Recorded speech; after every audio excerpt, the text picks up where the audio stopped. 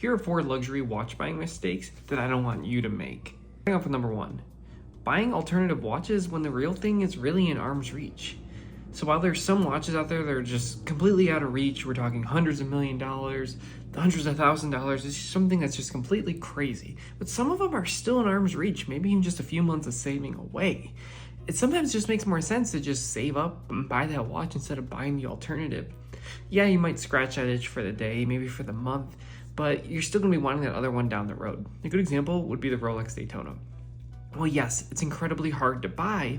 If you're in the market, you have the budget for it. It might be worth saving and getting it the right way. There's watches like Tudor that are somewhat similar and they kind of give you the same feelings, but you still will probably have that regret down the line when you don't have the real thing. Number 2, it's not buying the watch on the bracelet just to save a little bit of money at the beginning.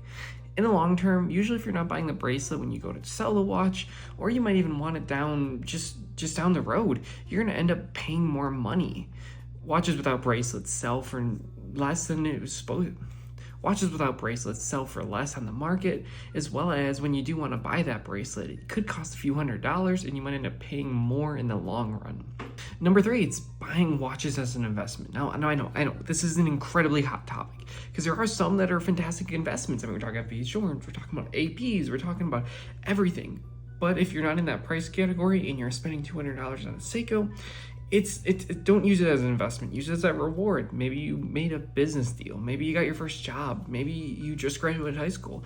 It's a great opportunity to celebrate something and use it to celebrate that.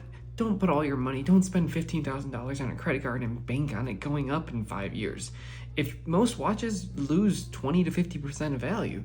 So if you go out there and unfortunately buy that Grand Seiko and it ends up losing $4,000 and you need that money because times get tough, you don't want to have to bank on that. Do it the right way and save and make sure to use it as that celebration piece. Number 4, buying a watch just because of its iconic status. So when you're buying your first luxury watch, it's really hard to do because there's an open market out there. Everyone's telling you, go buy a Seiko, go buy an Omega, go buy a Rolex as your first luxury piece. Let's say it's under 10 grand. So you go and try them all on and everyone's telling you Seiko's the best thing and you just don't like the way that it feels. You really like the way that the Rolex feels, but everyone really doesn't like Rolex. You have a buddy and you're able to buy this watch, say, for the gray market for, a decent price, but you're kind of uneasy about it. You should buy that Rolex, you should buy that Seiko, whatever feels better, buy it for yourself. If it fits you, if it fits your personality, that's what you're buying. It's, a watch is an expression of yourself. I think it was Kevin O'Leary that said that watches are kind of our only jewelry piece. Women have purses, they have their outfits, they have